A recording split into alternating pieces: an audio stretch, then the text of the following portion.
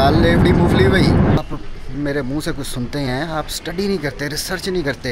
सारे मेरी तरह के सूटेबाज इकट्ठे हुए हैं। लंबी फ़्लाइट है तो एक बार सूटा लगा ही देते हैं। फ़्लाइट 2 मिनट पहले डिपार्चर कर चुकी है। Gate close. वंस अगेन फटी ठुक गई है मेरी। मेरा नाम बंटी है तो इन्होंने ग्लास के ऊपर मेरा ये नाम लिख दिया। तो ये 4 मैंने शर्ट्स पहनी हुई हैं इतनी गर्मी में। यहाँ 1 शर्ट है, 2 शर्ट है, 3 है और ये लास्ट में 4 है। तो काफ़ी जिस्म जो था ना वो कांपना शुरू हो गया था, बहुत ज़्यादा कपकपाहट शुरू हो गई थी। तो सरसराहट तड़तड़ाहट वो वाली सारी की सारी। लेकिन चिलमिलाई और चुलबुलाई जो है वो अभी तक है अंदर, तंग कर रही है मुझे। ये देखें कोई भी नहीं अब यहाँ पर बैठा। फिर थोड़ी देर में और लेट हो जाता तो प्लेन जो था वो फ्लाई कर गया था। लेकिन तो ये थाईलैंड से आपने मलेशिया का बॉर्डर जो है वो पानी के थ्रू कैसे पार किया? कोई सिक्योरिटी चेक एंड बैलेंस कुछ नहीं था? नहीं, कुछ भी नहीं था। फ्रेंड जहाज़ उड़ने ही वाला था तो उन्होंने जहाज़ से उतार दिया। थाईलैंड को अल्लाह हाफ़िज़ करने का वक्त हुआ चाहता है। टूर तो मेरा ये काफ़ी लंबा था।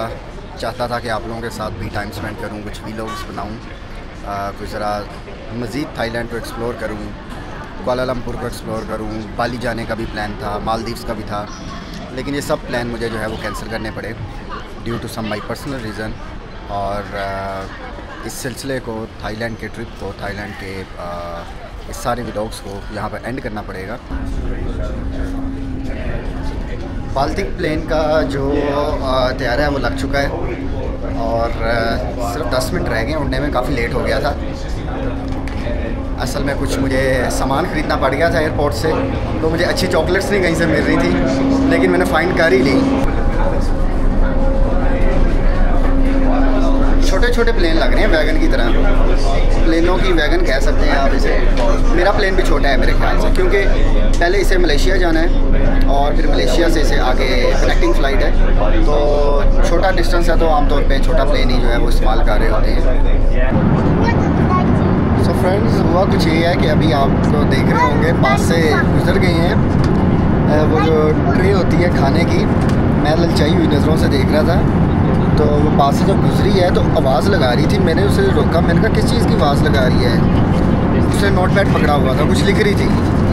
तो मैंने सोचा शायद वो कुछ लिख रही होगी, आपकी क्या पसंद है, मैं जाके किचन में बनाऊँगी। क्योंकि सम टाइम पूछा जा रहा होता है विश का कि आपने मुस्लिम फूड पसंद करना है, वेजिटेरियन है, नॉन वेजिटेरियन है। तो मैं जब उसको वापस बुला के मैंने पूछा कि आप क्या कह रही हैं, तो उसने कहा pizza, anyone want to buy pizza. मैं कहा बाय मतलब नो फ्री, नो कम्प्लीमेंट्री। आवाज़ें लगा रही थी इस तरह वो अपनी लारी अड्डे में लगा रहे होते हैं, दाल लेवड़ी मूंगफली वही जे उसी तरह लगा रहे थे। मैं कहा यार कोई फ्री है वो चीज़ दो। तो उन्होंने बताया कि मील इंक्लूड नहीं है। तो वो सेंस भी बनती है क्योंकि ये 1-1.5 घंटे की फ़्लाइट है। थाईलैंड और मलेशिया बिल्कुल साथ साथ है, बॉर्डर लगता है उनका। तो बहुत ही एक शॉर्ट सी फ़्लाइट है, तो इतनी शॉर्ट फ़्लाइट के अंदर मील होता नहीं है। तो मील के बगैर जो है वो फिर क्या ही मज़ा जहाज़ के झूले लेने का। चलो कोई बात नहीं। आगे जब यहाँ से फिर पाकिस्तान ट्रैवल करना है कुआलालंपुर से, तो ये लंबी फ़्लाइट होगी, वहाँ पे खाना मिलेगा। हौसला रखो, मिल जाएगा खाना। दे दूँगा फिर रिव्यू। थोड़ी भूख बर्दाश्त करो सारे।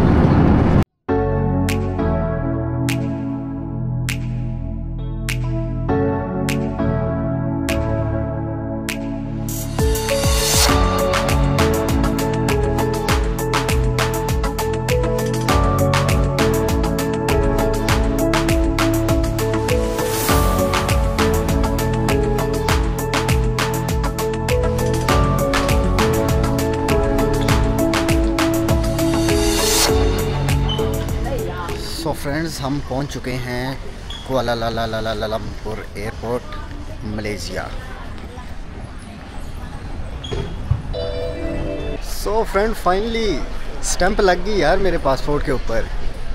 इतना हवा पाकिस्तान में बना था कि मलेशिया जाओगे तो बहुत बुरा ट्रीट कर रहे होते हैं, ये कर रहे होते हैं, वो कर रहे होते हैं। खुदाई कसम, इमिग्रेशन ऑफिसर शुगर लगा रहा था मेरे साथ। कहता 3 घंटे बाद जो है वो तेरी फ़्लाइट ने डिपार्चर कर जाना, तूने क्या करने जाना है मलेशिया? कहता मैं तुझे स्टैंप लगा देता हूँ, तुझे एंट्री अलाउ कर देता हूँ। करेगा क्या? मैंने कहा यार कुछ अपनों के लिए जो है ना थोड़ी सी शॉपिंग करनी है। मैं बहुत जल्दी से थाईलैंड में निकल गया तो मैं चाहता हूँ कुआलालंपुर में अंदर मैं निकल जाऊँ सिटी को, शॉपिंग मॉल में कुछ बाय कर लूँ, कोई मुस्लिम ड्रेसेस। तो कहता कि ये गलती ना करी। वैसे मैं तुझे मशवरा दूँ कि कुआलालंपुर बहुत दूर है, एयरपोर्ट जो है वो शहर से बहुत बाहर है, आने जाने में ही तेरे 3-4 घंटे लग जाने हैं, तेरी तो फ़्लाइट निकल जाएगी। तो मैं सोचा था इस रीज़न के ऊपर वो शायद मुझे अलाउ ना करे, लेकिन उसने स्टैंप लगा दी। कहता एयरपोर्ट के करीब रहना, फिर दोबारा मैं तेरे पासपोर्ट पे स्टैंप लगा दूंगा एंट्री की। तो खैर पासपोर्ट के ऊपर चलो अच्छा हो गया, एक नए मुल्क की स्टैंप लग गई, वरना मैंने रुकना तो था नहीं यहाँ पे, जस्ट कनेक्टिंग फ़्लाइट थी, वीज़ा मेरे पास ऑलरेडी था। सो फ्रेंड, इस भाई ने मेरी बड़ी हेल्प की है और सारा मेरा टिकट देखा है कि तेरा 7:30 बोर्डिंग स्टार्ट होनी है, तो 6:30 तक तुझे एयरपोर्ट पे वापस आना है, 6 बजे तक तुझे एयरपोर्ट पे वापस आना है। तो इस वक्त 4:30 का टाइम हो रहा है, मेरे पास सिर्फ 1 से 1.5 घंटा है। Pergi saja boleh ya? Pergi balik tak boleh? Boleh pergi saja? Pergi saja boleh? Boleh. Okay, the driver charge from here to the terminal tu apa? RM50. 50? Yeah, 50. Okay, go and back. Only one way. But two way, how much? Boleh sampai pukul 6:30. I have Boleh. I have to stay only 15 minutes. Dia tunggu 15 minit. Boleh. Okay, one way. No problem. From there can get a taxi from terminal tu.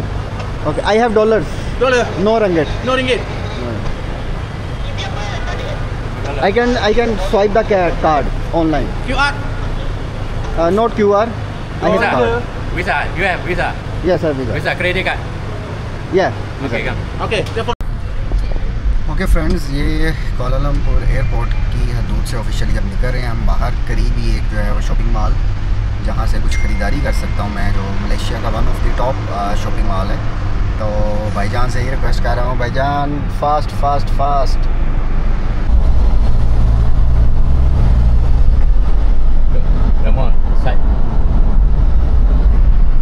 So friends, ये mall है बाहर वाली side, उसके दरमियान से जो है ये पुल गुजर रहा है, तो इस पुल के ऊपर ही गुजर जाएंगे। मतलब कि रुक जाऊँगा मैं क्योंकि मैंने इनसाइड जाना है। ये दो मॉल्स के दरमियान से जो है वो रोड गुजर रहा है। फ्रेंड, मैं ये पहुंच चुका हूँ। असल में ये शॉपिंग मॉल नहीं है, ये भी एयरपोर्ट का ही हिस्सा है, जो कि मीना 2 कहते हैं। मैं मीना 1 से आया हूँ, तो ये करीब ही है। यहाँ पे जो है वो ख़रीदने के लिए भी काफ़ी चीज़ें हैं।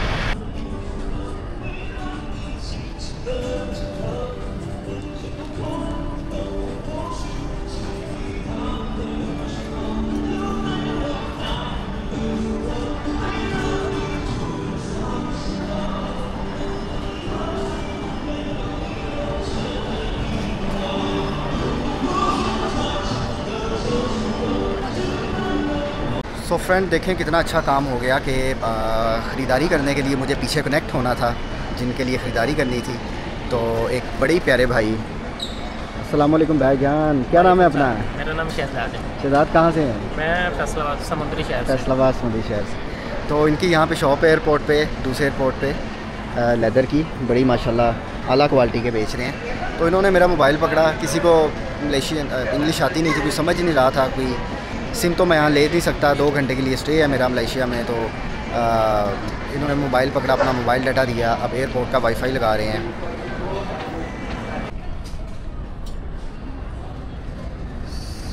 सो फ्रेंड्स, सिर्फ 3 मिनट रह गए हैं मेरे पास जाने के लिए। यहाँ पे जो है वो कुछ चीज़ें बाय करनी है, कर ली हैं, और कई जगह पे कार्ड चल रहा है, किसी जगह पे नहीं चल रहा। तो कुछ अम्मा जान के लिए भी यहाँ से चीज़ें ख़रीदनी पड़ी हैं, और कुछ अपने दोस्तों के लिए भी जो इस वक्त कनेक्टेड हैं, मुझे व्हाट्सएप पर रिस्पॉन्ड कर सकते हैं, उन सब के लिए। तो लेकिन कुछ दोस्तों को जो है ना वो मैंने व्हाट्सएप पे लिया, लाइव लिया, लेकिन मैंने उनको एंड में यही बोला कि यहाँ कार्ड नहीं चला।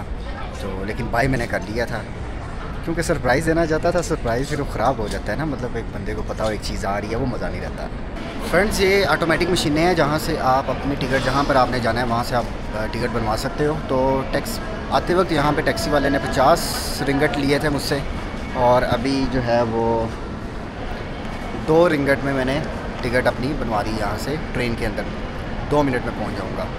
तो 50 रिंगट और 2 रिंगट का तो बहुत ज़्यादा फ़र्क है, लेकिन खैर जब आप फॉर द फर्स्ट टाइम ऐसे हो जाता है, जारी बात है। मुझे भी जल्दी थी, मैं बारगेन करने की पोजीशन में नहीं था। तो अभी यहाँ से KL 2 से निकल के KL 1 की तरफ जा रहा हूँ।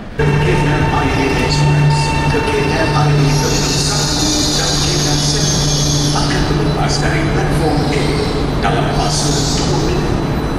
Sila berlalu pada एक सामने ट्रेन आती है, एक यहाँ पे ट्रेन आती है। जौन सी पहले आए उसमें घुस जाएँ। दोनों की दोनों ही टर्मिनल 1 पे लेके जाएंगी। अभी मैं टर्मिनल 2 पे हूँ। तो ये सिर्फ 2 रिंगट के अंदर यार, बड़ी इकोनॉमिकल चीज़ है और काफ़ी दूर है यहाँ से, और स्पीड जाएगी। सिर्फ 2 मिनट के अंदर पहुँचा देगी टर्मिनल पे। ये ट्रेन ने मुझे छोड़ दिया यहाँ पे, और इंतहाई शॉर्ट टाइम रह गया मेरे पास। भागम भाग में ही मुझे जाना पड़ना है। अब तसल्ली से एक दफ़ा इमिग्रेशन करवा के ही मैं आपसे बात करूँगा।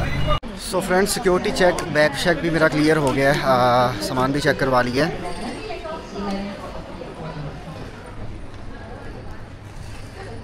Excuse me, where is train terminal? तो ट्रेन भी आ चुकी है। मैं अभी भी, इतना बड़ा एयरपोर्ट है कि मैं अभी भी बहुत दूर हूँ अपने जहाँ पे मेरा जहाज़ लगा हुआ, उससे अभी भी बहुत दूर हूँ। एक और ट्रेन मुझे लेके जाना पड़ना है, लेकिन मज़े का एयरपोर्ट है यार, कमाल का एयरपोर्ट है।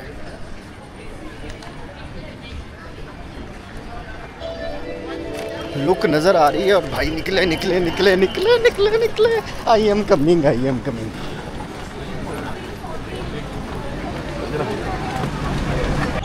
फ्रेंड्स, फाइनली भागम भाग में 1 घंटे का मेरे पास मार्जिन था, तो 15 मिनट के अंदर ही सारा कुछ हो गया। 15 मिनट के अंदर इमिग्रेशन, सारा सामान क्लियर करके मैं अपने टर्मिनल पे बैठा हुआ हूँ, और आधा घंटा पहले मैं पहुँच गया हूँ यहाँ पे। इतना एक्सपेक्टेड नहीं था कि इतना स्मूथली सारा प्रोसेस हो जाएगा। बहुत ज़्यादा पाकिस्तान के अंदर ना हाइप क्रिएट की हुई है कि इमिग्रेशन में सख्तियाँ, और ख़ास तौर पे मलेशिया की तो बहुत केस आ रहे हैं। मतलब अभी एक जैसे एक दोस्त का केस हुआ था कि 4 दिन उसने स्टे करना था, उसकी बुकिंग होटल की 3 दिन की थी, सिर्फ इसी एक बात वापस भेज दिया। तो अभी इमिग्रेशन वाले के साथ जो है वो शुगर लग रहा था, हंस रहा था मेरे साथ, तो मैंने उसे बोल ही दिया। मैं यार क्यों करते हो सख्तियाँ यार, हम पाकिस्तानियों के ऊपर, मसला क्या है? कहता काम करते हो इधर आप आके, इलीगल सब चीज़ें मसल करना पड़ता है। कहते सिर्फ पाकिस्तान नहीं, बांग्लादेश, इंडोनेशिया, साथ ये 2 मुल्क भी हैं, मतलब टोटल 3 कंट्रीज़ में हम करते हैं सख्ती। लेकिन ऑनेस्टली स्पीकिंग कोई एक सिंगल क्वेश्चन नहीं, सिर्फ शुगर लग रहा है। तो मतलब मैं इनफैक्ट ये कहूँगा कि यार थोड़ा सा ना स्ट्रेट फारवर्ड रहें। किसी भी कंट्री में जाए ना, एक मुल्क का नाम होता है, आपके नाम के साथ एसोसिएट होता है। जो है सीधी बात करें, सीधा काम करें, इलीगल चीज़ों के अंदर ना पड़ें, लीगल वर्क करें। लीगल वर्क में ही बहुत सारा निकल आती हैं चीज़ें। किसी मुल्क जाना है, रोज़गार के लिए जाना है, हर मुल्क को इतनी लेबर की ज़रूरत है, एग्रीकल्चर के लेबर से लेकर प्लम्बर, कंस्ट्रक्शन वर्कर। लेकिन मसला सारा है कि आप मेरे मुंह से कुछ सुनते हैं, आप स्टडी नहीं करते, रिसर्च नहीं करते कि किस मुल्क की इमिग्रेशन आपकी स्किल्स को मैच करती है, किसको क्या रिक्वायर्ड है। आपको चाहिए होता है कि सत्तू पी के लेटे रहें और ज़मीनें बेचें अपनी, और किसी एजेंट के हाथ चढ़ जाएं। ठीक है, खुदा के लिए काम ना करें। अभी मुझे कनेक्टिंग फ़्लाइट थी, फुके से मैंने लाहौर जाना था, तो कुआलालंपुर कनेक्टिंग फ़्लाइट थी, तो 3 घंटे थे बीच में मेरे पास। तो वीज़ा तो मेरे पास ऑलरेडी था, मैंने कहा चलो चले जाते हैं, क्या करेंगे। बहुत ज़्यादा हाइप क्रिएट हुई थी कि मलेशिया वाले पाकिस्तानियों के साथ क्या करते हैं। अब वहाँ सीधा गया हूँ, तो कोई बात नहीं उसने आगे से पूछी मेरे से। इनफैक्ट मैं ही शुरू हो गया, मैं कहा यार 3 घंटे के लिए टाइम है अभी मेरे पास, तो मैं जो हूँ ना वो थोड़ा सा कुआलालंपुर एक्सप्लोर करना चाहता हूँ। तो कहता 3 घंटे में क्या कर सकता है। मैंने कहा यार असल में ना कुछ स्पेशल लोग हैं, शॉपिंग करना चाह रहा हूँ उनके लिए, ख़ुद पर्सनली अपने लिए तो करनी नहीं है। तो कहता कितने स्पेशल हैं। मैं कहा बहुत स्पेशल है। मैं कहा उनमें से भी और बहुत स्पेशल है। और मैं कहा उन स्पेशल्स में भी से भी एक बंदा बहुत स्पेशल है मेरे लिए, तो लाजमी मुझे करनी है, मैं ऐसे तो नहीं जाऊँगा। हालांकि पाकिस्तान से भी कर सकता हूँ उनके लिए, लेकिन मज़ा नहीं। जहाँ जहाँ जाऊँगा उनके लिए वहाँ से कुछ ना कुछ करूँगा। तो स्पेशल लोगों को स्पेशल ट्रीटमेंट दिया जाता है। तो वो हंसने लग पड़ा, बात जो है वो रोमांटिक वे के अंदर चली गई। तो उसने पूरा हेल्प आउट किया मुझे, इमिग्रेशन ऑफिसर ने, कि आपके पास अगली फ़्लाइट में इतना टाइम है, आप कोशिश करना एयरपोर्ट के सराउंडिंग में रहो, आप फ़लाँ जगह पे जा सकते हो। और पूरा एक बरादराना वे में था, जाते हुए भी आते हुए भी कोई इशू नहीं। शुगर लग रहे हैं, जुत्तें बज रही हैं इमिग्रेशन ऑफिसर के साथ। तो अभी ये स्पेशल वाली बात सुन के आप लोग कुछ और समझना शुरू हो जाएंगे, क्योंकि बहुत सारे लोगों के लिए बहुत सारे गिफ्ट्स मैंने लिए हैं, तो वो सारे स्पेशल हैं मेरे लिए। सब अच्छे हैं जिनके लिए मैंने लिए हैं गिफ्ट्स और जिनको आगे दूँगा, लेकिन उन सब में एक बंदा बहुत स्पेशल है। तो अब जिन को भी गिफ्ट मिला है तो वो सब सोच लें कि उनमें से कौन हो सकता है। नाम तो मैं नहीं बताऊँगा, नाम किसी को बताया भी नहीं, तो लेकिन एक बंदा जो है वो बहुत ख़ास है। मेरे सामने बर्गर किंग है, पाकिस्तान में तो बंद ही हो गया हुआ है, और थाईलैंड में पोर्क के साथ मिलता था, हलाल नहीं था। तो मलेशिया में ऑफ कोर्स हलाल ही होगा। तो जब से पाकिस्तान में बंद हुआ है तब से अब मैं बिल्कुल क्रेविंग फ़ील कर रहा था इसकी। तो अब अपना फेवरेट बीफ वूपर बर्गर मैं अपना यहाँ से लगवाऊँगा। तो फ्रेंड, मेरा ये बीफ बर्गर वूपर, अनियन रिंग्स और orange juice, that's my best combination. Beef burger मेरा फेवरेट है, अनियन रिंग्स मुझे साथ बहुत प्यारे लगते हैं, और सॉफ्ट ड्रिंक की बजाय मैं ज़रा ऑरेंज जूस को प्रेफर करता हूँ। तो अब ये आ चुका है और ठीक 3 मिनट बाद जो है बोर्डिंग स्टार्ट हो जाएगी। तो बस ये जल्दी से खा के जो है वो जहाज़ में बैठने की तैयारियां करते हैं। मिलते हैं जहाज़ में। हो फ्रेंड्स, क्लोज़ हो गए डोर। मसला ये बना था कि मुझे गेट नंबर 21 पे लिखा था टिकट में जाना है, तो मैं उधर वेट कर रहा था गेट नंबर 21 खुले। तो उन्होंने अनाउंसमेंट कहीं गेट नंबर 24 की कर दी, जो कि मेरे कानों में तो नहीं पड़ी, मुझे अगर पता होता तो सारी सवारियां पिछले गेट से बैठ के निकल गई, जहाज़ उड़ गया और मैं गेट नंबर 21 पे अभी बोर्डिंग का वेट कर रहा था। मैंने कहा शायद फ़्लाइट लेट होगी, तो इस वजह से प्रोसेस स्टार्ट नहीं हुआ। वंस अगेन फट्टी ठुक गई है मेरी। अब जो है वो दोबारा से खुद से पैसे लगा के टिकट करवानी पड़नी है, प्लस मलेशिया के अंदर स्टे करना पड़ना है। ओह माय गॉड, तो मलेशिया में स्टे भी नहीं कर सकता क्योंकि एक दफ़ा ही वीज़े पे एंटर हो सकते हो। मैंने एंट्री एग्ज़िट लगा ली है। ओह माय गॉड गाइस, 24 घंटे एयरपोर्ट पे गुजारने पड़ेंगे कल तक के लिए। यहाँ पर ही सोना पड़ेगा मुझे। What a great experience, I never imagined. Friends, तकरीबन 3 घंटे जो हैं वो मैंने एयरपोर्ट फिर के पिनियाँ अपनी थका ली हैं। अब जब एनर्जी ख़त्म हुई तो मैंने पूछा कि भाईजान कि मुझे जगह बताओ जहाँ पे मैं सो सकूँ। तो उन्होंने एक लग्जरी से होटल के अंदर मुझे भेज दिया। जब उसकी प्राइसेस चेक की मैंने, तो मेरे ज़हन में ये आया कि फिर मैं कोई फ़ौरन 3 घंटे बाद वाली महंगी फ़्लाइट क्यों ना करवा लेता डबल प्राइस पे। फिर उन्होंने कहा कि आप कैप्सूल डेमोट्री ले लें, पूरा रूम ना लें। तो मैं उधर गया, उधर भी आलमोस्ट 10-20 रंगट के डिफरेंस है, मतलब वेरी हाई एक्सपेंस। तो मैंने कहा यार कोई जगाटी तरीका तो होगा, मतलब मैं अकेला तो हूँ नहीं कि जिसको इतना पूरा दिन गुजारना पड़े एयरपोर्ट के ऊपर, और बड़े लोगों के साथ होता होगा, क्या जुगाड़ यहाँ चलता होगा। तो एक भाई मिला, वो तबलीग पे जाता था हर साल अपने राइवेंड, क्योंकि मलेशिया से बहुत सारे लोगों की तादाद आती है ना राइवेंड में। तो बड़ा खुश हुआ मिल के, पाकिस्तान से हूँ मैं। तो उसने बोला कि ना सामने सुराव लफ्ज़ यूज़ किया, एक सुराव उधर है, एक सुराव उधर है, तीनों किनारों में एयरपोर्ट के 3 सुराव हैं। तो जगाट ये हो सकता है कि आप सुराव में जाएं और जाके ना लेट जाएं। कोई अगर पूछे आपसे कि यहाँ पर आप क्यों लेटे हुए हो, तो आप क्या करना, आप अपनी सुराव चेंज कर लेना। मैं कहा यार मुझे समझ नहीं आ रही कि सुराव है क्या। कहता आर यू मुस्लिम? मैंने कहा हाँ। कहता आपको सुराव का नहीं पता? मैं कहा नहीं। कहता जहाँ नमाज़ पढ़ते हैं, तो मैं कहा उसको तो मस्जिद कहते हैं। कहता कि हमारे यहाँ उसको सुराव कहते हैं, और जहाँ पर जुम्मे की नमाज़ पढ़ी जाए उसको मस्जिद कहते हैं। मैं कहा हमारे यहाँ एक ही वर्ड यूज़ होता है, मस्जिद। हाँ, जुम्मे की नमाज़ के लिए जामिया मस्जिद का इंतखाब होता है। तो अब उसने मुझे जुगाड़ बताया है कि मस्जिद में जाके सो जाओ, कोई उठाएगा तंग करेगा तो उठ जाना और मस्जिद अपनी चेंज कर लेना। इस फ्लोर के ऊपर 3 मसाजिद हैं। अब इस जुगाटी तरीके पे अमल करते हुए, क्योंकि मेरी तो बिल्कुल बस हो गई है, अब मैं जाके एक मस्जिद का इंतखाब करता हूँ, देखता हूँ कहाँ पे है मस्जिद।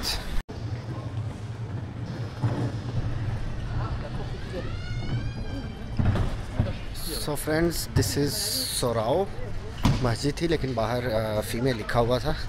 इस दफ़ा मैं फ़ीमेल वाली किसी जगह पे नहीं घुसूँगा, हर दफ़ा मिस्टेक हो जाती है। तो आगे ये मेरे ख़्याल से मेल सोराव मैन की मस्जिद आई गेस ये है।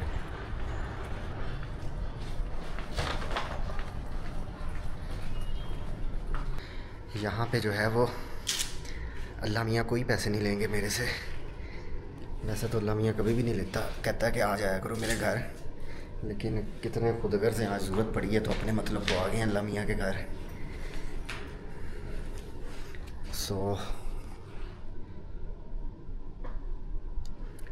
काफ़ी छोटी सी मस्जिद है और है भी कोई नहीं, आई गेस मसला नहीं होगा यहाँ मुझे सोने पे। सो अब अपना बिस्तरा सेट करने का टाइम हो गया है। ये है मेरा तकिया, ये मेरा बाकी सामान है, और ये मैं सोने लगा हूँ। कितनी देर तक सो पाऊँगा, जब तक ये आगे उठा ना दे तब तक के लिए रब रखा। फ्रेंड्स एकदम से खड़ाक हुआ, मैंने कहा लगता है कोई उठाने वाला आ गया, कोई देखने वाला, तो मैं उठ गया। तो लेकिन ऐसा कुछ भी नहीं था, वो कोई 2 मेहमान खुद आए हुए हैं। आई डोंट नो नमाज़ पढ़ने आए हैं कि वो भी मेरी तरह सोने आए हैं, पर मैं दोबारा लेटने लगा हूँ।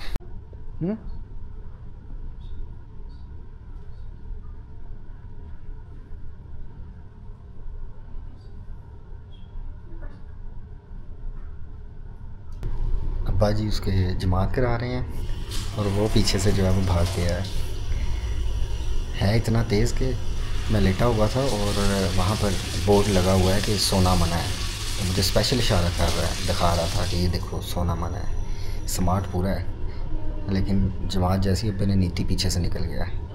मुझे अपने दिन याद आ गए बचपन के मस्जिद में।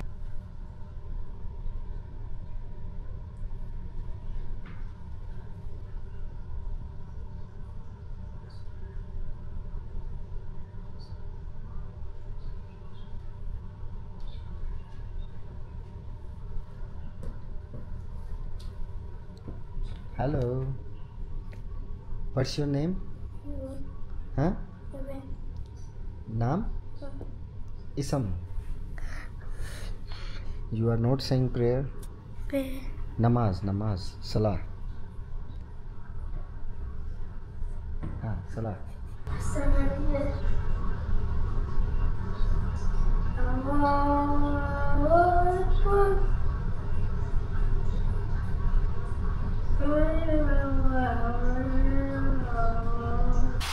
फ्रेंड्स अच्छा आधा घंटा का आँख लग गई, लेकिन अब ज़रा क्लीनिंग का टाइम हो गया। माइंड नहीं किया उन्होंने, उठाया है मुझे, माइंड नहीं किया उन्होंने, कहा जस्ट सफाई कर लें फिर उसके बाद दोबारा आप लेट जाना।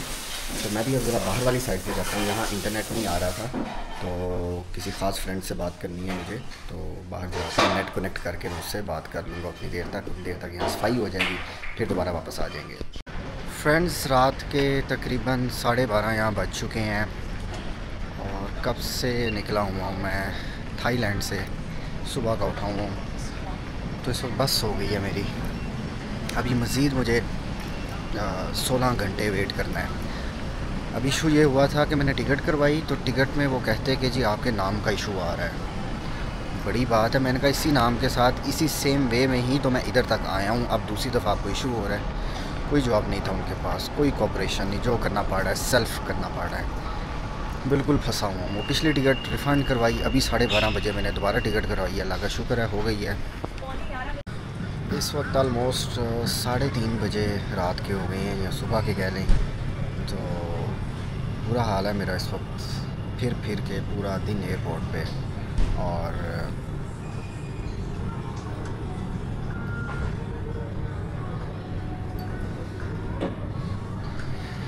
कहीं पर भी आपको ना बंदा ना बंदे की ज़ात इस वक्त एयरपोर्ट पे नज़र आएगी, सिर्फ मैं बैठा हूँ, इधर मैं ऊपर अल्लाह है, बस यही है।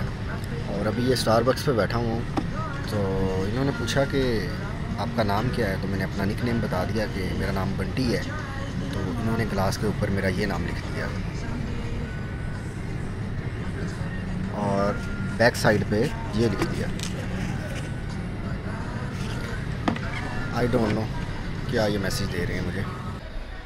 फ्रेंड्स 8:45 8:45 जो है वो यहाँ पे हो चुके हैं। अभी थोड़ी देर पहले मस्जिद से उठा हूँ, जागा हूँ, 2-3 घंटे आँख लगी है, तो एकदम से आँख खुल गई। जिस्म जो था वो कांप रहा था मेरा बहुत ज़्यादा। तो इस वक्त मैंने 4 शर्टें पहनी हैं, एक ये है, एक ये है, एक इसके नीचे है, फिर ये है। 1 बज चुका है यहाँ का, तो मस्जिद से 9 बजे मेरी आँख खुली थी। मस्जिद से आँख खुली तो जाके मैंने अपनी टिकट जो थी वो निकलवाई। तो उससे पहले जो थी एक दफ़ा फिर मेरी टिकट वेस्ट हो गई थी नाम की वजह से। उन्होंने बोला कि आपका नाम जो है वो, क्योंकि मेरा एक ही नाम है, फ़र्स्ट नेम सेकंड नेम में लहदा नहीं लिखता, तो उन्होंने कहा कि आपका जो नाम है उसको डिवाइड करके फ़र्स्ट एंड सेकंड नेम की सूरत में लिखो। वो टिकट मेरी फिर कैंसिल हो गई थी।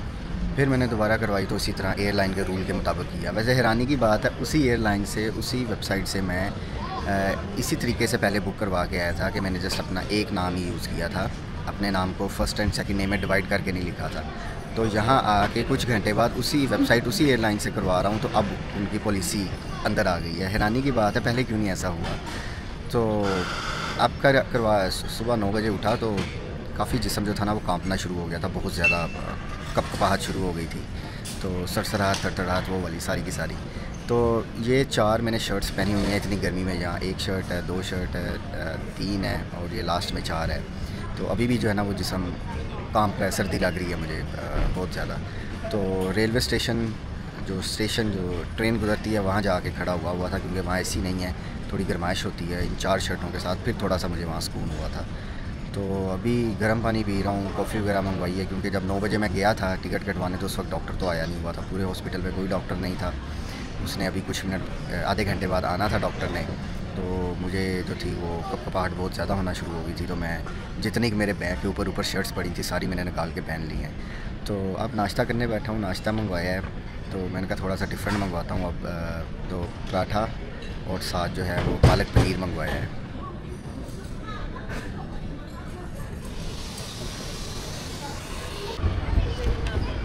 फ्रेंड्स इस वक्त जो है वो 5 बज चुके हैं, तो ईमेल आई मुझे कि फ़्लाइट मज़ीद डिले हो चुकी है और ये कोई 10 बजे के करीब जो है जाएगी फ़्लाइट यहाँ से लाहौर के लिए।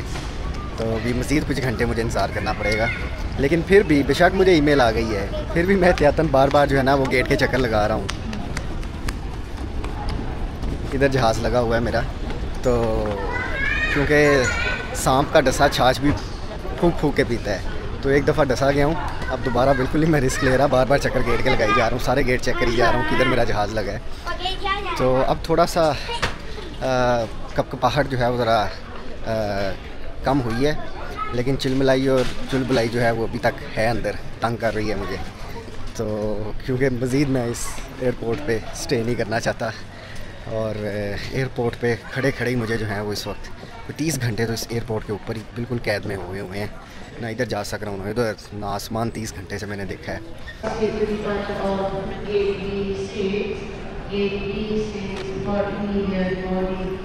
ये जो आर्किटेक्चर है ना ये बहुत कमाल का मुझे लगा है। मतलब एयरपोर्ट के अंदर रहते हुए भी आप थोड़ा सा बाहर से धूप रिसीव कर सकते हो, नज़ारा कर सकते हो आसमान का। 48 घंटे वेट करने के बाद, एयरपोर्ट पे फंसे रहने के बाद फाइनली निकलने का टाइम आ चुका है। अब बोर्डिंग का टाइम लिखा हुआ था 8:15 बजे, तो मैं तकरीबन 6:30 बजे 7 बजे का बिल्कुल उसके सामने बैठा हुआ था कि मैं मिस नहीं करनी, आंखें अलर्ट जो है वो रखी हुई थी मैंने।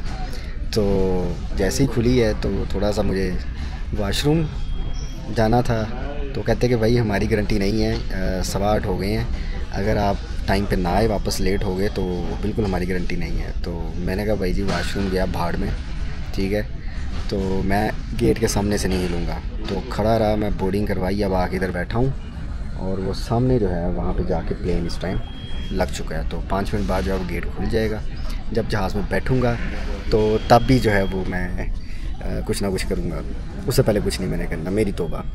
तो हुआ कुछ यूँ था कि कनेक्टिंग फ़्लाइट थी फुकेट से, थाईलैंड से आके बैठा हूँ यहाँ पे मैं। तो 3 घंटे थे, फास्ट एंड फ्यूरियस में हुआ। मैंने कहा जाता हूँ, निकलता हूँ बाहर, मलेशिया का वीज़ा रेडी है मेरे पास, तो एक एंट्री एग्ज़िट की स्टैंप भी लग जाएगी और मैं कुछ शॉपिंग भी थोड़ी सी कर लूँगा। तो जितना टाइम था मेरे पास सब मैंने बहुत फास्ट किया, टैक्सी पकड़ी, गया, डॉलर्स का भी मसला रिजॉल्व कर लिया, कार्ड अपना इस्तेमाल किया, जो चीज़ ख़रीदनी थी वो रेलिवेंट ख़रीद ली, वापस भी आ गया एयरपोर्ट के ऊपर टाइम पे। और जो है वो फिर मैंने देखा, मैंने कहा मेरे पास तो अभी आधा घंटा पड़ा है बोर्डिंग स्टार्ट होने में। तो वही कछुए और खरगोश वाली कहानी होगी मेरे पास, के खरगोश की तरह छलांगे मार मार के बड़ी स्पीड से मैंने काम कर लिए। एंड में आके जो है वो फिर मैं सो गया से मुराद ये है कि मैं इजी हो गया, ढीला पड़ गया, और बर्गर किंग पे बैठ के मैं बर्गर खाने लग पड़ा। तो बर्गर किंग अब बोर्डिंग से जब स्टार्ट होने का टाइम था उससे 10 मिनट में लेट पहुंचा, और मुझे नहीं पता था कि उन्होंने गेट जो है वो चेंज कर दिया हुआ है। जहाँ पर मैं था उससे सामने वाले गेट के ऊपर जहाज़ लगना था, तो मैं तो जो टिकट के ऊपर लिखा था उसी गेट पे आके बैठ गया। मिस्टेक ये हुई कि मैंने स्क्रीन से पढ़ा नहीं कि मेरा जहाज़ किस गेट के ऊपर लगा हुआ है। तो मैंने देखा कि कोई भी नहीं, कुछ भी नहीं हलचल हो रही। मैंने कहा चलो शायद डिले होगी और थोड़ी देर बाद हलचल शुरू होगी। तो मैं लैपटॉप पे काम करने लग पड़ा। 8:20 की फ़्लाइट थी, तो 8:20 के ऊपर ही एग्जैक्ट मुझे याद आया कि यार ऐसा नहीं होता, कोई पूछ लेना चाहिए मुझे किसी से। तो जब मैंने उठ के पूछा तो उन्होंने कहा कि वो सामने वाले गेट पे आपका जहाज़ लगा है। तो मैं फ़ौरन भागा सामने वाले गेट पे गया। तो सामने वाले गेट वालों ने इशारा किया फ़ज़ा की तरफ, कहते वो देखा हवा में। मैंने हवा में देखा, कहते ये तेरा त्यारा है, तेरा प्लेन है, ये उड़ चुका हुआ है मेरा भाई, चल शाबाश वापस चल। तो फिर एयरलाइन वालों के पास गया दोबारा, भागता जैसा आपने वीडियो में देखा होगा। तो एयरलाइन ने कहा कि भाई कुछ नहीं हो सकता, कोई रिफ़ंड नहीं है, हमने अनाउंसमेंट की थी, आप आए नहीं। मैंने कहा आपने कोई अनाउंसमेंट नहीं की गेट चेंज होने की। मे बी मैं लेट आया हूँ, गेट चेंज होने की ना मैंने सुनी हो अनाउंसमेंट, लेकिन आपने कोई ये अनाउंसमेंट नहीं की कि एक सवारी जो है वो कम है, क्योंकि मैं बिल्कुल उस गेट के सामने बैठा हुआ था। कैसा पॉसिबल है कि मुझे अनाउंसमेंट जो है वो ना सुनी हो। तो खैर कोई थोड़ी बहुत बहस हुई, तो उन्होंने कहा कि टिकट ही अब नेक्स्ट होगी। तो फिर टिकट, मैंने कहा टिकट कर दो। टिकट भी कहते आपने खुद करनी है। तो फिर मैंने लैपटॉप खोला, दोबारा से टिकट देखी, तो 24 घंटे बाद की, मतलब आज की इस टाइम की टिकट अवेलेबल थी। तो उस टिकट के अंदर अब जब टिकट मैंने कटवाई तो मैं खुश हो गया। मैं कहा चलो ठीक है, 24 घंटे ही हैं, गुजार लेते हैं एयरपोर्ट के ऊपर। तो 2-3 घंटे के बाद मेरी टिकट भी कैंसिल हो गई। तो पता चला कि एयरलाइन की पॉलिसी के मुताबिक मेरी टिकट नहीं है। मेरा फ़र्स्ट नेम और सेकंड नेम का इशू पड़ा है। फ़र्स्ट नेम सेकंड नेम मेरा इकट्ठा ही है, एक ही नेम है। तो एयरलाइन ने कहा कि इसको डिवाइड करके लिखो। मैंने कहा ऑलरेडी मैं इसी फॉर्मेट, यही नाम, इसी स्टाइल में लिख के जो है वो जहाँ तक आया हूँ। अब वापस जाते हुए 1-2 घंटे में कौन सी आपकी पॉलिसी बदल गई है। खैर मैंने फिर उनकी पॉलिसी फ़ॉलो की। तो पैसे मेरे कटने थे, कट गए हैं। रिफ़ंड अब पता नहीं कितने दिनों बाद जाके मुझे मिलेगा। तो खैर दोबारा से पे करके फिर मैंने टिकट करवाई अपनी उनके स्टाइल से कि इस तरह से मुझे अपना नाम लिखना है। तो उस स्टाइल से नाम लिखा, फिर टिकट मेरी हुई। 1 घंटे बाद कंफर्मेशन मुझे आ गई। फिर सुबह तक वेट करता रहा। सारी रात इसी तरह ही मेरी गुजरी है, इधर एयरपोर्ट के किनारे से उस एयरपोर्ट के किनारे पे। हल्का हल्का जो है बुखार फील होना शुरू हो गया था। तो सुबह जब मैं 3 घंटे मस्जिद से सो के उठाऊँ, 3 घंटे ही मैक्सिमम नींद थी मेरी, तो शायद एसी की डायरेक्ट हवा लग रही थी। तो जैसे ही सुबह उठाऊँ तो बॉडी जो है वो अच्छा खासा कांप रही थी मतलब। तो 4 शर्टें मैंने पहनी फ़ौरन। पहले तो डॉक्टर के पास गया, डॉक्टर अवेलेबल नहीं था एयरपोर्ट पे। एक ही डॉक्टर है, उसका भी आने का टाइम नहीं हुआ था। मेरी बॉडी ज़्यादा कांपना शुरू हो गई थी। तो 1 शर्ट, 2 शर्ट, 3 शर्ट, 4 शर्ट, जितनी सामने मेरे बैग में पड़ी हुई थी सारी शर्टें मैंने पहन ली।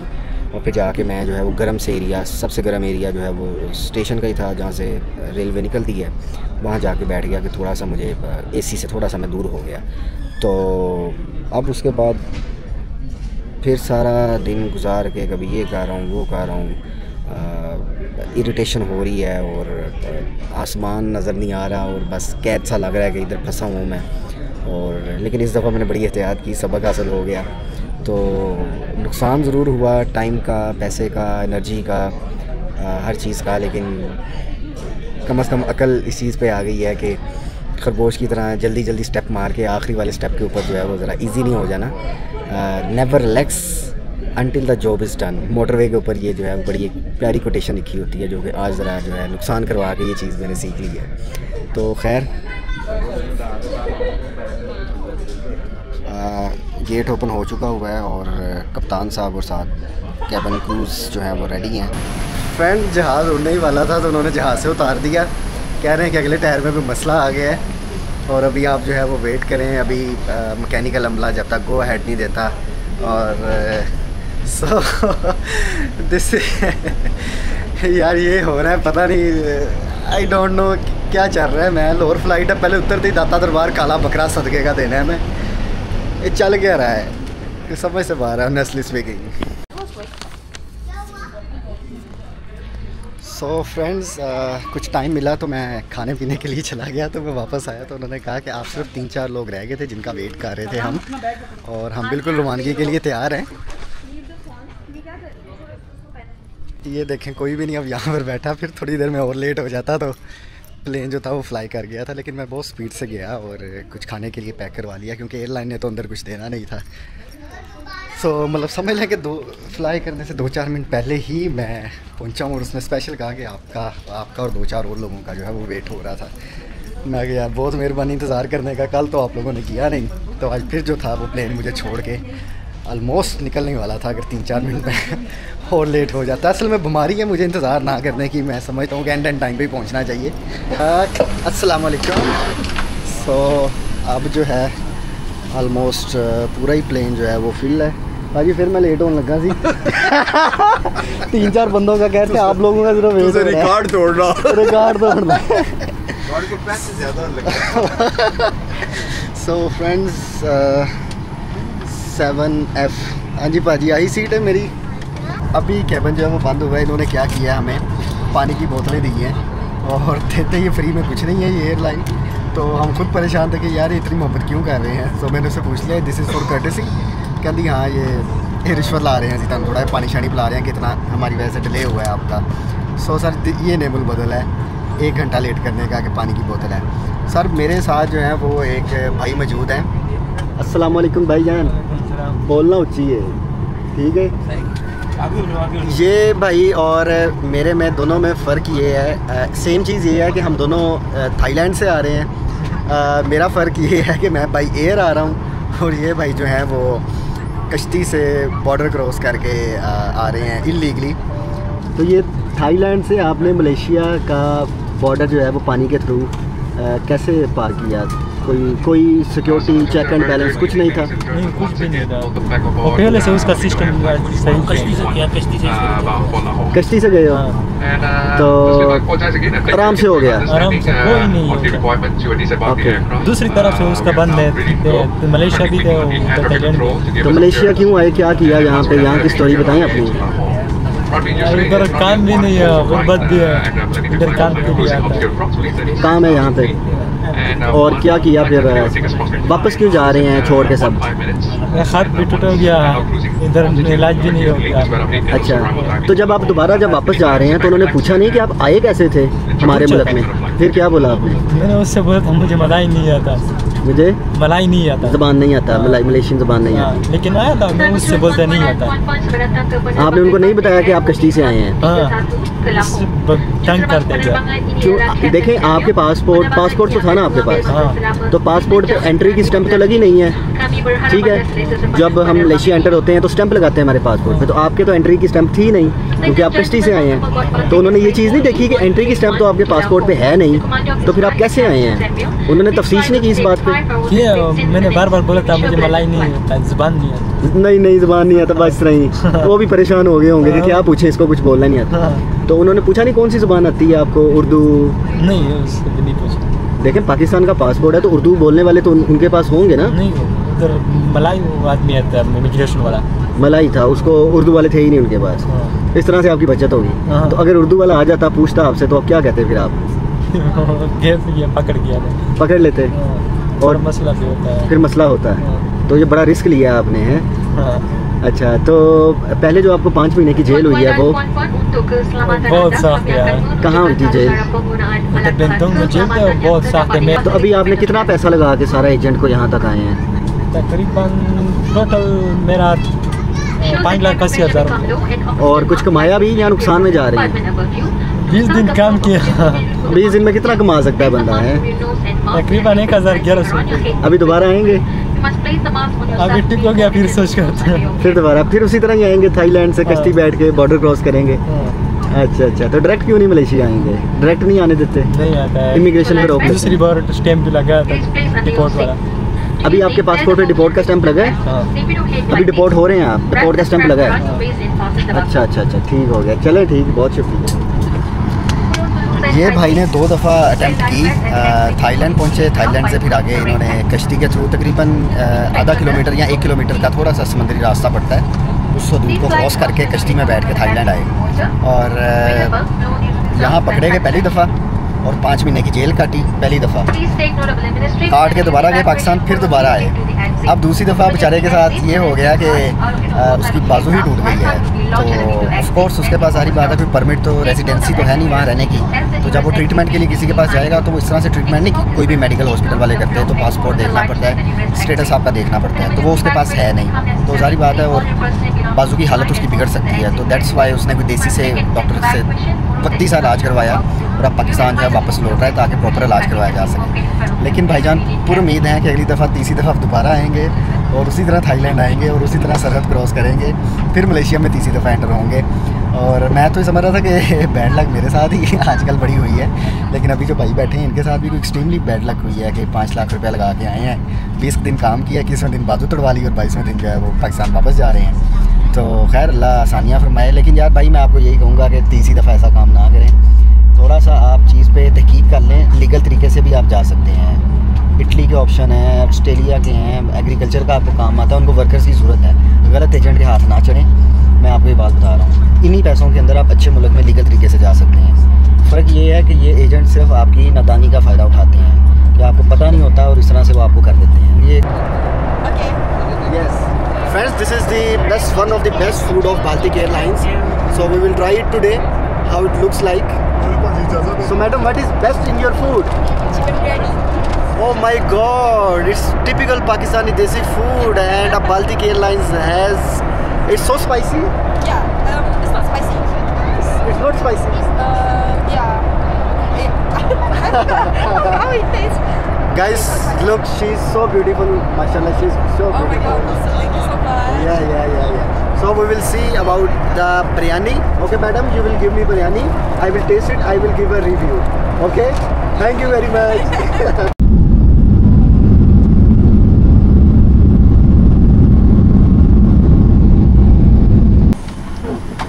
Bye bye.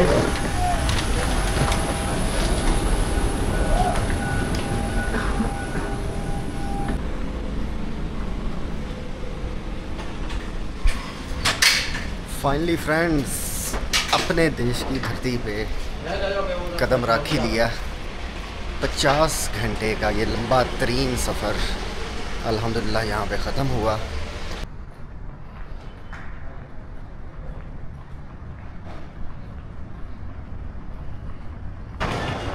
मैं गया जी, ये मुल्क जिथे मैं पैर रखे है वाहद मुल्क है जेड़ा वीज़ा ही नहीं पुछते आंदा। ये नहीं पुछते तेरे को पाकिस्तान का वीज़ा है या नहीं है, ये वेलकम करते हैं। ये ब्यूटी हैगी है इस मुल्क की। इस वक्त मैं पहुंच चुका हूँ गुलबर्ग में बिग मैन, जहाँ पे 10 साल मुझे हो गए हैं, बल्कि 15 साल मैं कहूँगा यहाँ का पिज़्ज़ा खाते हुए। तो जब भी लाहौर में आऊँ तो यहाँ का पिज़्ज़ा मैं लाजमी खाता हूँ। That is my favourite one. Extra cheesy crust के साथ जो है इनका बेस्ट पिज़्ज़ा मुझे लगता है पूरे पाकिस्तान का। ऑलमोस्ट जो है 50 घंटे मुझे हो चुके हैं निकले हुए अपने हॉस्टल से, थाईलैंड से। तो 50 घंटे बाद जो है वो मैं जाके फाइनली यहाँ पर पहुँचा हूँ। लाहौर एयरपोर्ट से जो है वो टाइगो टर्मिनल लाहौर पहुँच चुका हूँ, जहाँ से फैसलाबाद के लिए मैं बस पकड़ूँगा और सुबह का टाइम है।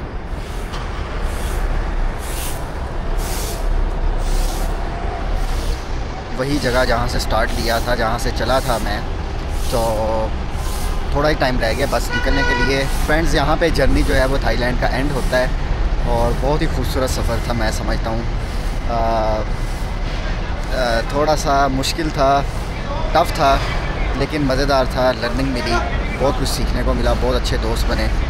तो यहाँ पे जो है अपना सफ़र जो है जर्नी उसको एंड करते हैं।